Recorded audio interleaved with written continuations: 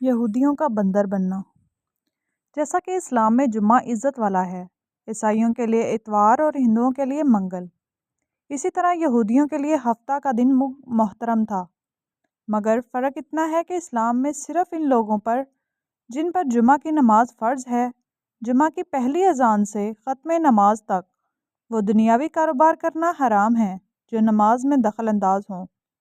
عورتیں، بچے، مسافر اور بیمار لوگ اس حکم سے علیحدہ ہیں کیونکہ ان پر جمعہ فرض نہیں ہے، لیکن یہودیوں اور عیسائیوں کے ہاں ان سارے دنوں میں دنیاوی کاروبار حرام تھے اور خاص کر شکار کرنا سخت جرم۔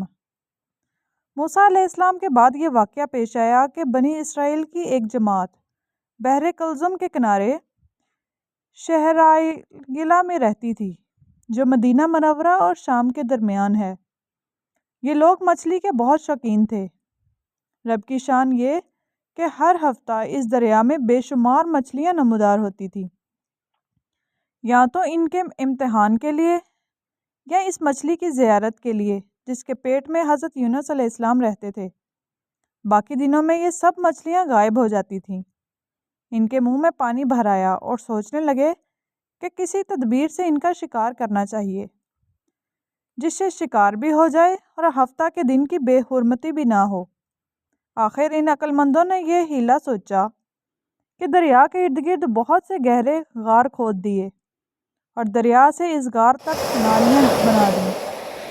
جمعہ کی شام کو ان نالیوں کا منہ کھول دیتے تھے کہ پانی کے ساتھ مچھلیاں ان گھڑوں میں آ جائیں، اور اتوار کے دن ان گھڑوں سے پکڑ لیتے تھے اور کہتے تھے کہ ہم ہفتہ کو شکار نہیں کرتے۔ انہوں نے وہ مچھلیاں خوب کھائیں اور فروخت کیں جس سے یہ بڑے مالدار ہو گئے۔ 40 یا 70 سال تک ان کا یہ عمل رہا۔ یہ لوگ کل 70,000 تھے۔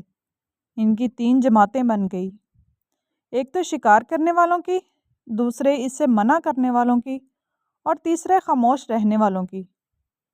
یہ لوگ کل 12,000 تھے۔ باقی سب شکاری۔ جب شکاریوں نے ان کی نصیحت نہ مانی تو انہوں نے اپنے اور ان کے درمیان ایک دیوار بنا کر شہر کے 2 حصے بنا دیے اور کہا کہ ہم ان کے ساتھ نہیں رہیں گے کہ ہم پر عذاب نہ آ جائے۔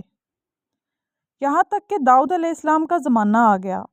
آپ نے ان کو شکار کرنے سے منع کیا اور فرمایا کہ اے بے وقوفو، قید کرنا ہی تو شکار ہے، جیسے کوئی ہرن کو جال میں پھانس لے۔ اس نے شکار کر لیا، کھائے یا نہ کھائے، اور کھائے تو آج ہی کھائے یا کبھی دوسرے وقت۔ غرض یہ کہ ہفتہ کے دن تمام شکار کی ممانعت ہے، نہ کہ فقط ہاتھ میں پکڑنے کی یا کھانے کی۔ اس سے باز آ جاؤ ورنہ عذاب میں گرفتار ہو جاؤ گے۔ شکاریوں نے کہا کہ ہم تو بہت عرصہ سے یہ کام کر رہے ہیں، اگر یہ برا ہوتا تو اب تک ہم کو امن کیوں ملتی؟ تب داؤد علیہ السلام نے یہ دعا فرمائی جس سے رب کا غضب آ گیا اور رات میں یہ سب کے سب بندر بن گئے، یا جوان لوگ بندر اور بوڑھے لوگ سور بنا دیے گئے۔ ان کے عقل و حواس تو باقی رہے مگر ان کی قوت گویائی جاتی رہی اور جسموں سے سخت بدبو نکلنے لگی۔ صبح کے وقت اس محلے کے لوگوں نے دیکھا کہ نہ تو اس محلے میں کوئی آدمی آتا ہے اور نہ کوئی آواز، نہ کوئی دھواں وغیرہ نکلتا ہے، تو یہ دیواروں پر چڑھ کر ان کے گھروں میں داخل ہو گئے۔ وہ بندر ان کو دیکھ کر ان کی طرف دوڑے اور ان کے قدموں سے لپٹنے لگے اور ان کے کپڑے سونگھتے اور روتے تھے۔ ان لوگوں نے کہا کہ کیا ہم نے تمہیں شکار کرنے سے منع نہیں کیا تھا؟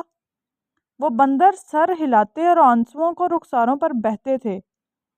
اس حال پر ان کو 3 روز گزرے اور سب ہلاک کر دیے گئے، نہ کوئی باقی بچا اور نہ ان کی نسل چلی۔ لوگوں میں یہ مشہور ہے کہ موجودہ بندر ان ہی کی نسل میں سے ہیں، لیکن یہ غلط ہے۔ ان سے پہلے بھی بندر تھے اور یہ موجودہ بندر ان سے پہلے بندروں کی اولاد میں سے ہیں، کیونکہ صحیح روایت میں ہے کہ کوئی مسخ شدہ قوم 3 دن سے زیادہ نہیں جیتی، نہ کھاتی ہے، نہ پیتی ہے، اور نہ ہی ان کی نسل چلتی ہے۔